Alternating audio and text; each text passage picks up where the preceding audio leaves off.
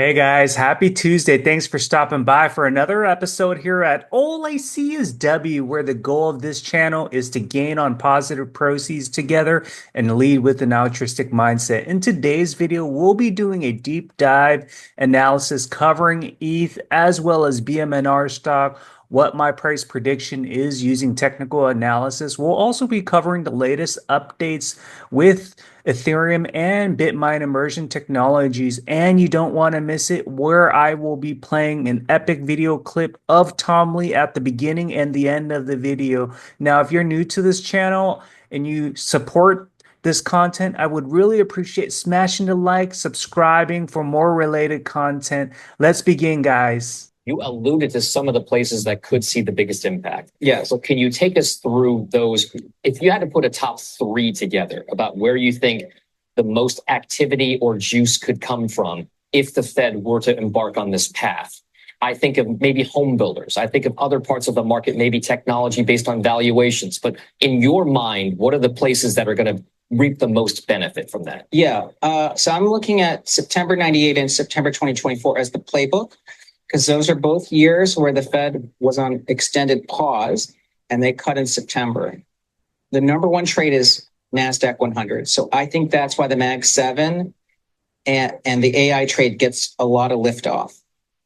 The second is monetary liquidity sensitivity, global central banks easing. That's Bitcoin and Ethereum, and seasonally strong. I think they could make a monster move in the next 3 months, like huge.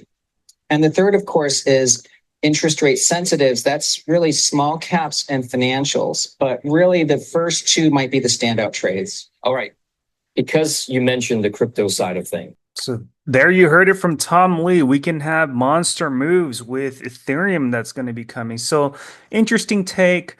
Federal Reserve tomorrow. We're going to have updates from Chair Powell. This is going to be announced 2:30 p.m. Eastern Standard Time. This is going to be one of the biggest days, getting updates from FOMC with rate cuts. And, people are going to see, what Powell says for the next rate cut that's going to be coming as well. So definitely this will change, whether there's going to be dovish news or there's going to be some potential uncertainty coming on. But everyone's going to be looking at tomorrow to be opportunity or downside. Sam Altman posted, Google partners with Coinbase plus Ethereum Foundation to bring stablecoin payments to AI apps. ETH isn't just powering stablecoins anymore, it's powering the AI economy. So Google's teaming up with Coinbase to bring stablecoin payments to AI apps. Just, with this tech giant, expanding its open source AI protocol into financial transactions, partnering with Coinbase, the Ethereum Foundation to integrate stablecoin. We hear a lot about tokenization, stablecoins, and the fact that Google's partnering up with Coinbase, that just shows something. All of that's going to be done through the Ethereum network. ETH Profit posts is Mastercard has now integrated Ethereum payments. When you think about it, Ethereum is here to stay. We look at Bitcoin, that's the mother coin, that's the store value. You think of that as digital asset.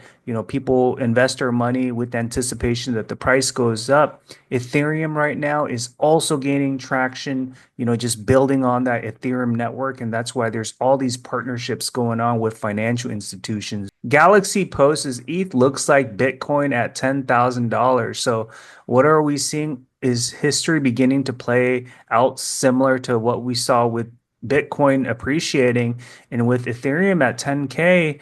Are we going to see Ethereum just kind of, just continue to just hover up similar to how we've seen Bitcoin grow through the many years? Merligen posts ETH is walking the ladder to 5 digits. 2018 1,440, 2021 4,400, 4,800, 2025 4,000 breakout. The channel points higher, targets 6,500, 8,000, 10,000. The script is programmed. Patience pays legends, hesitation feeds tourists. So where are we right now? We got potential upside getting up to 10,000. And Tom Lee was forecasting in 2025, we may very well get to 10 to 15,000 for the price of Ethereum. Mr. Crypto posts, ETH has flipped this resistance into support and is now holding for now. The bounce from here will be epic. So when you look at the current price, I mean, we were previously reaching this resistance level. With September, we were at the low and then we got up to the resistance of 4,400. When you think about it, we got to the point of 4,900 and now we're at that support from when it was previously the resistance. That means we're flipping the switch, we're building the base, and it's only a matter of time we're gonna launch up to above 5,000 plus. Tom Lee posts a lovely visual. He posts Bitcoin advocacy day with Digital Chamber of Commerce. Bitcoin is the way. Bitcoin and Ethereum are friends. So who do we see in this photo? Just specifically, we see Michael Saylor, the king of Bitcoin. What are we seeing? Tom Lee, the king of Ethereum. Amit posts can't really be phased on BMNR up 5% or down 5% in a day. ETH hasn't even broke 5K yet, so the volatility is going to be massive, but that's also to the point of owning it. Too much fear on 5% down and you panic sell, too much FOMO on 5% up and you buy only to miss a better entry. The way to play this one to me is buy on aggressive dips, sell far OTM calls to generate premiums, and then DCA can let higher cost shares get away if you average up and keep a core position. But after reading through the Genius Act, it's hard to not have some exposure to ETH over the next 5 years. Mike Investing posts is about BMNR. He's saying BMNR is going to explode towards 110 plus off this zone by November. Just last week, I called the bottom on BMNR at $40, and since then it is up 17 plus. I see the setup having a squeeze identical to Oracle soon. Be on the lookout for Oracle. We might have TikTok news announced, so watch that as well. Expect over 100% returns from this point here. Mark my words. So very similar to my forecasting. I was making videos when the support was $30 before this launch. I recommended it at that time. Also recommended it at $40. My use case is we will step towards $77, $88.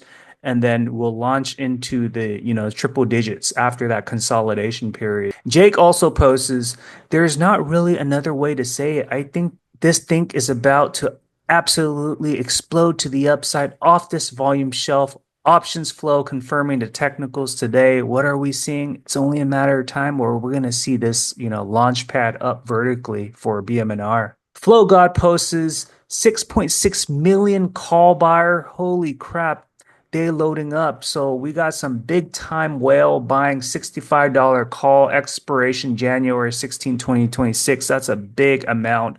That just shows that whales know where the money is at. They're hedging against BMNR for the upside with expiration date, up through January next year. Let's position over to technical analysis. So what we're looking at right now with Ethereum, $4,500. I mean, we had a pullback, just with where we were on Friday, it got up to 4,700. It's consolidating around 4,500. Any updates on dovish news with, Jerome Powell cutting rates? This is gonna, shoot the price up. Remember the time when we had, Jerome Powell speak on that day, we got that godlike candle on ETH. So I wouldn't be surprised if that happens again. Who knows how it'll play out, whether it'll drop or it'll go up. We will see. It's just a matter of time. But I think from a long-term course through Q4, we've heard from Tom Lee, we're going to have some monster moves with Bitcoin and Ethereum.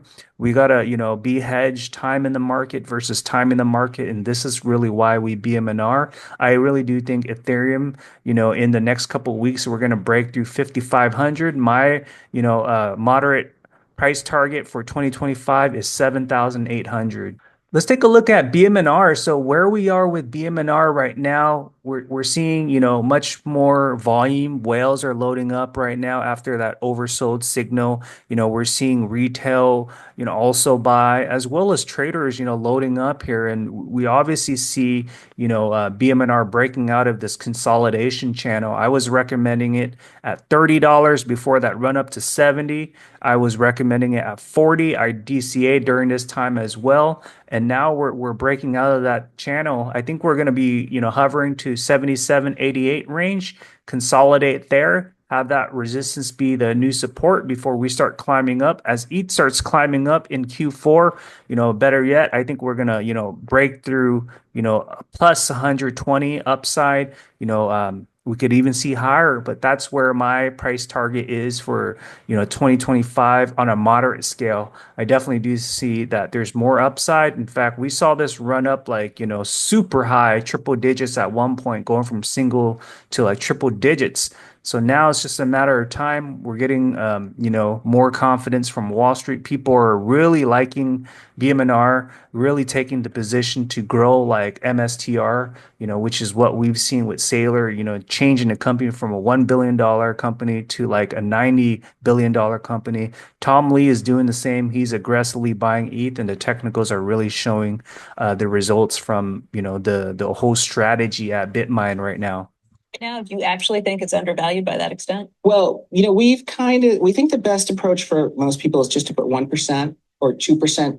Are you saying that? I get that if you're somebody who's got a lot of assets, I still think it's crazy. But for a retail investor, somebody who's saving for retirement and putting that aside, that seems crazy to me. Well, it's basically the idea that, you can afford to lose 1% if that's 1% of your portfolio. That's crazy. You might as well throw it away on high fees to an investor, to an average. Like this, you're taking a flyer on that. You don't know where it's going to go or what's going to happen. Well, in a way, that's right, Becky, that for the majority of people, it's, 1% is like a small risk bet. But, Bitcoin makes all of its gains in 10 days in a year. I think this is an example that, if you exclude the 10 best days, Bitcoin loses 25% a year. So you got to essentially hold it or hodl it, as they say, to really capture the gains. Now, do you actually think it's undervalued by that extent? So there you have it. I hope you enjoyed this episode on ETH and BMNR. Let me know what you thought of this video, what your prediction is for ETH and BMNR, and where you're watching from. Thanks, guys.